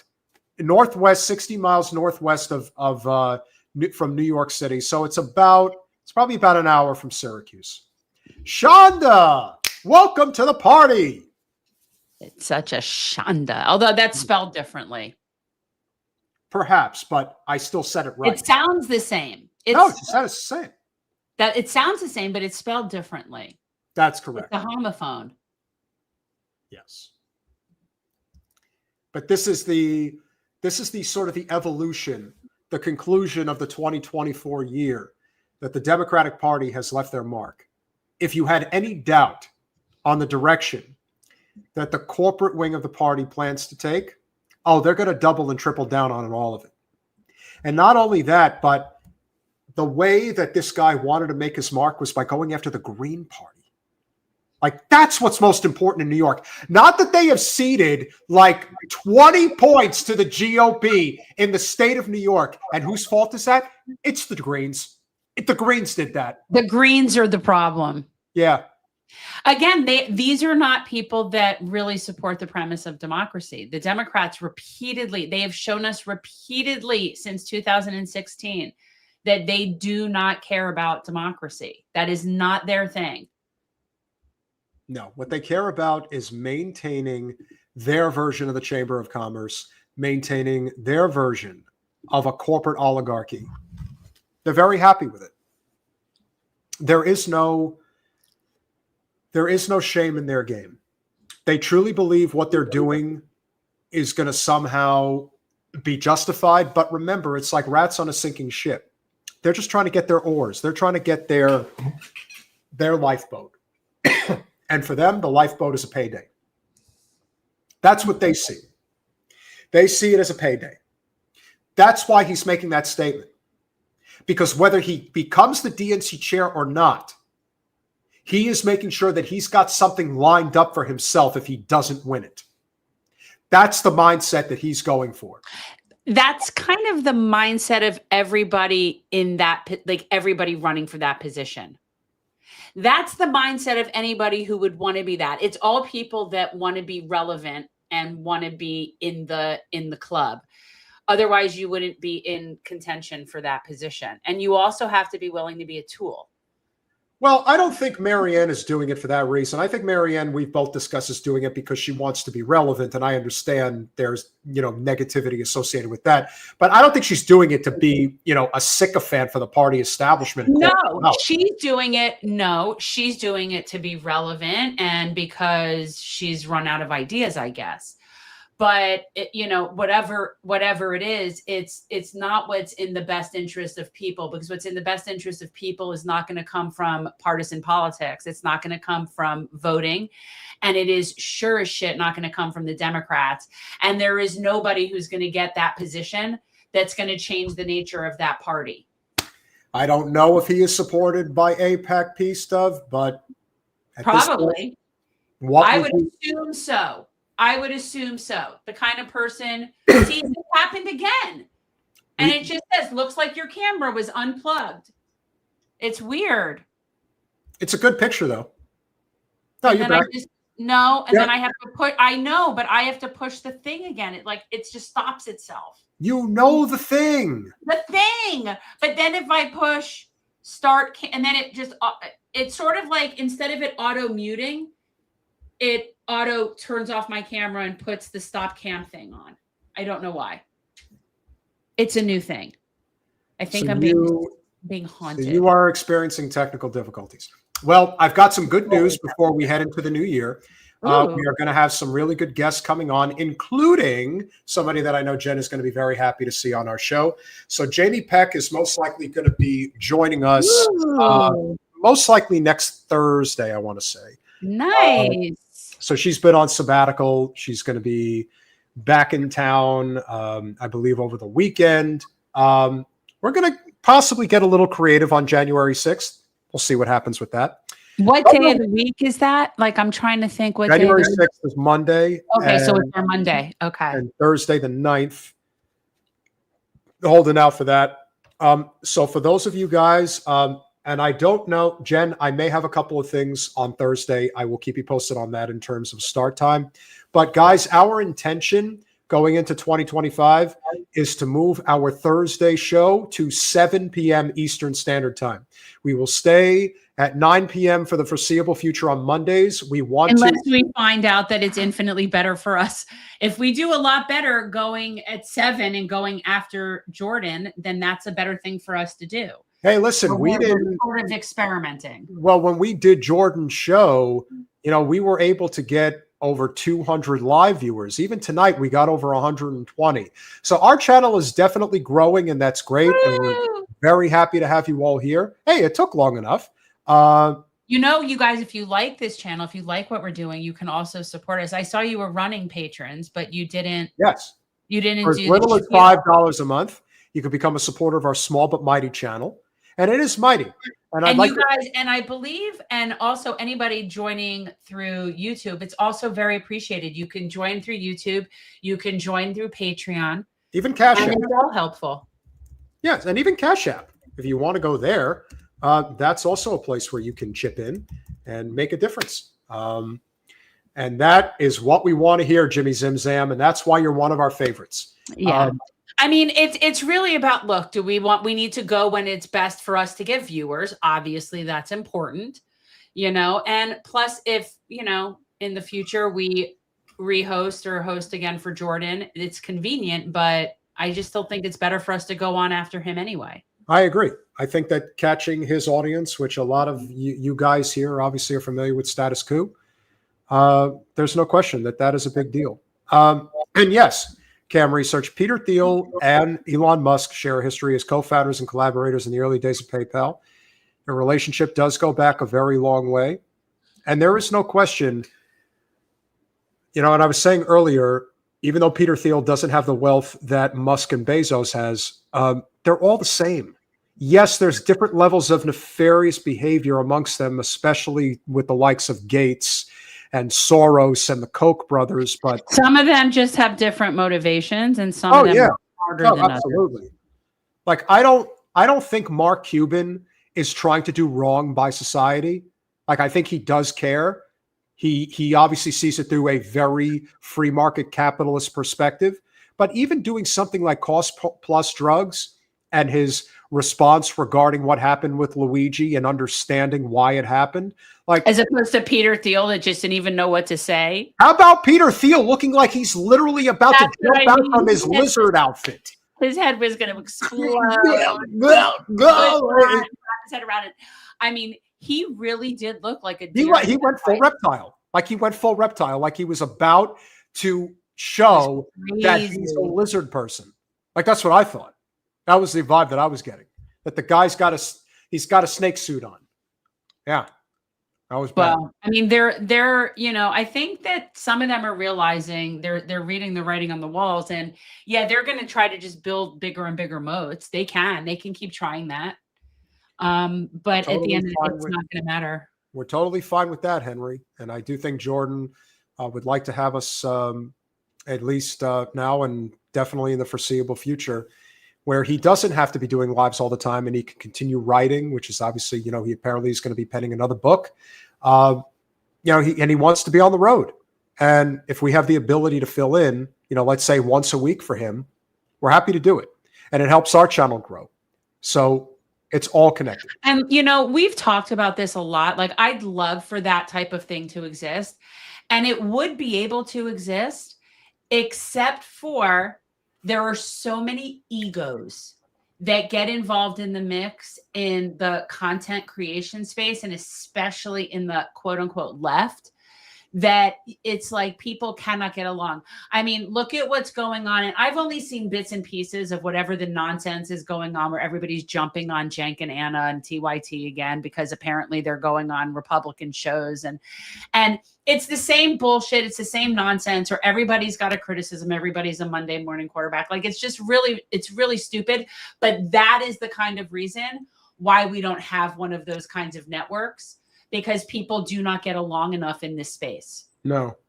And the other problem is that people like you and I, we don't have an ego, and we're not going to try to do the things that ego-driven people will do, where they will constantly talk about things that have no validity to the given circumstances. You know, as I said, you know, when Jen and I were powwowing earlier, I said, when you get right down to it, the only two stories right now that truly matter, that should be covered on a regular basis, are Luigi Mangione and Palestine. Those are the issues of our time. And I do think that those, you know, when you think about TYT, like I said, you know, we were always appreciative that Cenk gave Jen a platform. And he gave Jen a platform even after Jen said what she said about Anna Kasparian. Because Anna Kasparian completely disparaged an actual journalist in Aaron Mate, like in the most disgusting way possible. She was just being ridiculous. And I don't know.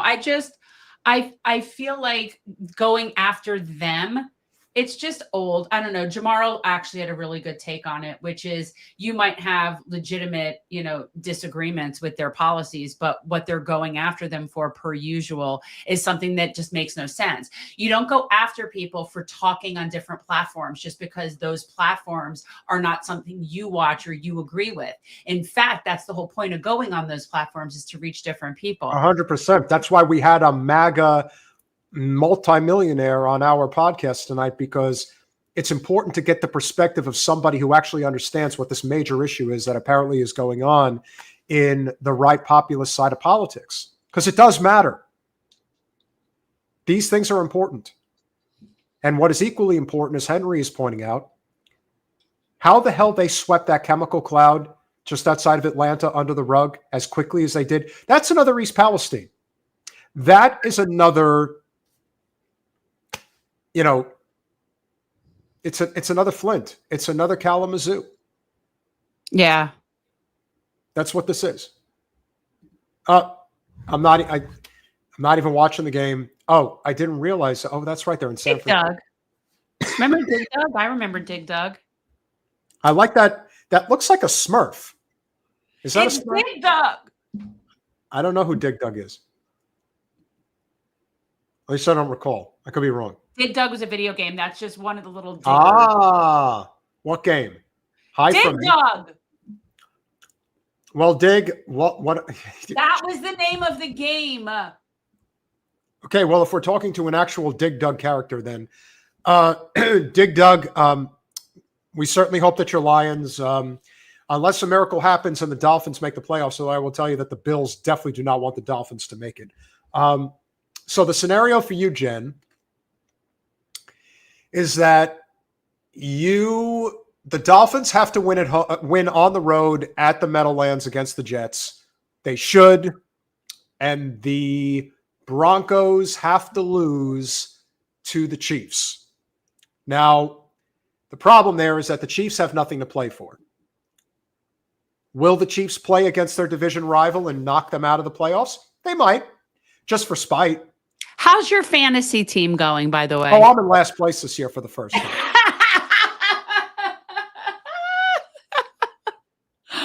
That's kind of funny to me. It's not actually paying attention to that. But when we do talk again, guys, we're going to be coming up on the last weekend of the NFL regular season. It's going to be a fun postseason, I believe. I'm also going to be going up to New Jersey for 2 days. I'm going to go see Ginger. Seems to be doing better, which is Ginger. By the way, that's his dog. It's my little lady. Giving it away. I don't know who, though. This is interesting. This is a shadow account. I always like those. It isn't. Just a little bit. No, it isn't. Well, I am not going to argue that point. But as we have said. And yet we've got Adam in there saying we're egotistical because we do nothing but debase poor Debbie Wasserman Schultz. Hey, I didn't do shit. I'm only bringing it up, only giving the audience what they want. Wow, this is really interesting. I got 54,000 votes and tied the Libertarian. Interesting. Teddy, here's the only issue. I could be happy for that, and I would be. I would be too. I just don't trust Jared Goff. That's the problem. He's inconsistent. Yeah, he's inconsistent. No, I would say right now, as much as I hate to say this, but a Super Bowl of a redo of the Chiefs and the Eagles, even though I really, really, really don't want it to be that. See, now this guy's trying to get blocked from my chat just for that alone. So what Goff is the guy. He's the one who has an arm like Dan Marino, throws like a bullet, right? Like it's brutal. Goff has a very strong arm, but he has moments where listen, I've never seen a quarterback shit the bed as badly as he did in that Super Bowl against the Patriots. And this was the first year that Mahomes should have taken the Chiefs to the Super Bowl. They lost the AFC title game at home to New England because of that offsides play late in the fourth quarter. And I don't know. You're reminding me of like a deadhead that would be explaining a set list to me from like the Fillmore in '69. And then they just went right into Touch of Grey, and it was unbelievable. Okay, first of all, Touch of Grey didn't exist back then. But my point is, to you, millennial, I don't need to know like the entire situation, but I do believe Goff is the one that I looked at and I thought like, oh my God, he reminds me of like an inconsistent Dan Marino. That would be the same for a lot of people, Mr. Marsh. Don't think for a second that there aren't a lot of people that feel that way. I remember Barry Sanders. Barry Sanders was an all-time. Yeah, for sure. When Goff was on the Rams, he shit the bed as badly as anybody. But I will tell you that the trade that the Lions and the Rams executed when they were traded Goff for Stafford, it was as good a trade as you will ever see in terms of how it benefited both teams. It really did. A lot of people thought that Jared Goff was just going to be a stopgap for the Lions. It turns out, no. They've built an amazing team. And the only reason why I wouldn't pick the Lions to win it all is because the loss of Hutchinson as their edge rusher, he's the best in the league. And to not have him, even though they've had an amazing year, I could definitely see a case where that is going to cost them. I'm so out of my element right now. Like I've so lost interest. I also do want to say, the Bills are definitely a team that could go all the way. because I do believe that's who I'm kind of rooting for in this, Yeah. because, and I hate, you know what, like I'm kind of excited for India, and I feel like, you know, just I can sense that would be a really cool thing, and I like Buffalo. Yeah, no, it's Buffaloans. Well, I would be very happy for. Is somebody from Buffalo a Buffaloan? We'd have to ask India, and obviously I'd be very happy for her because that's a lifetime thing going right there. And I do think that they have a great team. They don't have an elite defense, and that's the only thing that I would. It doesn't mean their defense is bad, but it's not elite. And I do think that the team, incredibly, that is not getting any type of recognition as a real quarterback move, man. Yeah. Well, Josh is not used to that. No, Josh is he's a great player, and he could carry them. And they are the one team that I do think that could beat Kansas City.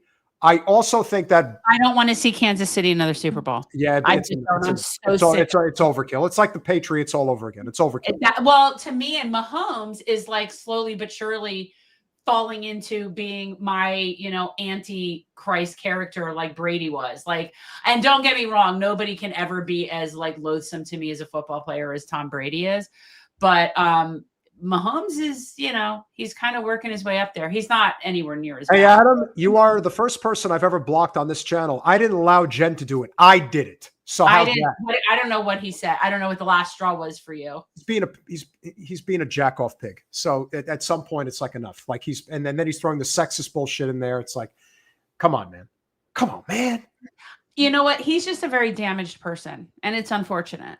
It is. And a lot of people like to take it out on other people. So, you know, you're not going to take it out here anymore. So, but just so you know, I didn't block you. I deleted a couple of comments. No, he said that you don't have it in you to block him, so you just like being abused. And I don't actually. Peter can attest that I don't like being abused at all. But what I do like is that comments boost our algorithm. Yeah. So in order for me, when I block people, it's when they're being rude about a guest or about somebody else. I have not blocked somebody for being rude about me. Brady is so out of his element. He is so out of his element. Yeah. I haven't even seen it, but I just know he has no personality. Yeah. No, he definitely is. He does not belong in that booth. You know who did belong in that booth? Greg Olson. I don't know who that is. He was the tight end on the Carolina Panthers for a long time. And he was with a guy that I used to work with, Kevin Burkhardt, and they were a really good team. But no, we got to make room for the GOAT, Tom Brady. And here's the thing, Jen. I think it should always be the Manning brothers, but that's just me. I love they are great. They have personality.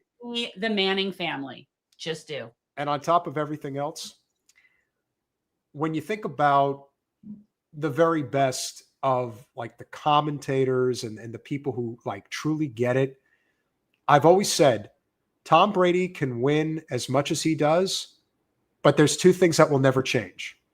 Number one, Peyton will always have the better personality and will always be beloved by the fans in a way that Brady never will. No. And if you have one game to win in a neutral site, I don't care who the hell you are, if you're ever picking Tom Brady over Joe Montana, you don't know football. I'm talking a neutral site with the same rules, especially if you're talking about rules where you could take the quarterback's head off and you're still going to take Tom Brady. Tom Brady complains over a fingernail, a hangnail. Like he complains about shit like that. Joe Montana literally had his leg broken, concussed, everything. And that son of a bitch. But to some extent, they're like almost generationally different. They are. Joe Montana existed at a time when quarterbacks called plays. That's true too. It's a whole different sort of world. Like I remember that Dan Marino was one of the last quarterbacks playing that was still allowed to call plays, and he was only allowed to call plays on third down. But what's so interesting is like that entire concept is just so gone. Nobody even realized that was a thing before. I remember recently talking to someone and like, really? They used to call the plays? I'm like, yeah, there'd be a huddle. They'd call plays. I remember watching Bob Greasy as a kid. Yeah, he called the plays. That's how it worked. Brett Favre beans, the guy who somebody There's something about Mary fan, right? Well, for a That's Detroit, what that's from. well, for a Detroit Lion fan that has probably hated the Packers forever and a day. Oh yeah, that's a big rivalry for Yeah, sure. it's going to be interesting. It's going to be interesting. It's going to be fun. Is that the game? Like, what's the game? So the big game on Sunday, it's Sunday night. It's the only game on the weekend that's really the big game, and that is the Vikings against the Lions. It is for the number 1 seed in the NFC. Whoever wins it will have home field throughout the NFC playoffs, and whoever loses it will either have been a 14 or 15 game winner, and they will not have a single postseason game at home. Unreal. That's an all-timer. But I've been saying for so growing up, I was always a huge, let me explain. I've always liked the I'm Vikings. with you, I'm with you, Dig Doug, 1,000%. Can't stand the Buckeyes. The Buckeyes? The Ohio State Buckeyes. Oh, we're talking college now? I thought we were talking about the Vikings. With the Vikings, I used to love them because of their helmets and their color. And also when I was a kid, and Fran Tarkenton. Yes. But I would have to always, I got to root for Detroit. It's time for the Lions to finally get over the hump. It'd be nice if the Vikings get over the hump. It'd be nice if the Bills get over the hump. Well, wouldn't a Lions-Bills Super Bowl be interesting? Lions-Bills Super Bowl is probably the best scenario that we could hope for. It would be the two teams that need it the most, the two franchises. And I'd be satisfied with either of those teams winning a Super Bowl. Like, I wouldn't really have a horse in the race, but yeah. Although I will say, from Dig Doug's perspective, he probably doesn't want the Bills to be there because he doesn't want to have any type of a soft feeling regarding the Super Bowl. Where's the Super Bowl this year? Jen, it's in New Orleans. It's 3 hours from where I am. Like, I'm having thoughts about potentially driving in there. Whatever. It's crazy. I would not. I've never done it, but this may be the best shot to do it. So this is the first Super Bowl, I believe. This is the first Super Bowl in New Orleans since they fucked up over a decade ago when they lost power in the Ravens Niners Super Bowl, if you remember that. No, I don't remember. Yeah, they lost power. That was crazy. So yeah, it is. It's going to be a lot of fun. I'm looking forward to it. I love football, and I would listen. You want the cherry on the sundae? Let the Dolphins sneak in as the 7th seed. Not happening. It could. It could. I obviously that would be really cool. But here's the thing I've learned as a Dolphins fan, and this is something that it pains me to say this, right? But as much as it sucks not making it to the playoffs, nothing sucks more than losing the Super Bowl. So, like, for me, I don't like to get all the way in and then lose at the big games. I don't like that. That stresses me out. It causes me anxiety. I actually like sort of, not having a horse in the postseason. Well, with that said, this has been a very unique year. We went through a very long period of time, and when we've always enjoyed doing the podcast, and even if Jen didn't run for Congress, we were still planning on doing this. And even though it was more of a passion, second time. Yeah. And even though it was more of a passion project than anything else, because, we were so used to having, we had a lot of shows where we had, 20 live viewers. I think we've refined. I think we know a better way about, how we have to grow. And what do you think? But what do I always say? I mean, the truth is this show was never created to be a live stream show. It's been done live stream, but this show was created to create long form interviews with different people and discuss topics in depth and have a real educational situation. And that is the thing I am most proud of, is our content library that we've created. But that's why the live viewers has never been that much of a priority for me. I mean, yes, it's cool and it's good for, revenue and all that. Like, that's nice. But it's always been about putting out good information. Oh, I definitely agree. And I think we do a pretty good job of that. But, even the clip that we put out earlier today, your commentary from Status Coup on Luigi and where jury nullification stands. I mean, we got it's in one day, we've gotten over 10,000 views. I mean, our channel's definitely it's getting somewhere. I so wish I want to be in that jury selection so badly. I want to be sitting at that table for jury selection. So I want to see how this is going to work, because this is going to be a feat of all feats. Well, never say no, yes, but no. Remember, anything can happen in politics. Where I'm at in my life right now, that's not likely to happen, David. However, there's always other ways. There's always other ways. Debbie's sinking herself. It's just slowly happening. She's sinking herself just like the whole party. Yeah. If you guys haven't been paying attention to what's going on in South Florida politics right now, you'll understand that we kind of we did a shot across the bow. We warned people about the direction that things were going. We told them that they needed a major shift. They didn't listen because everybody's filthy and corrupt. And now they're really starting to reap what they sow. And all because they had to protect that. Well, we'll discuss that in 2025. Smash that like button, share, subscribe, do all those things we ask you to do. We love you all. Happy New Year. Happy New Year, guys. We'll see you Thursday.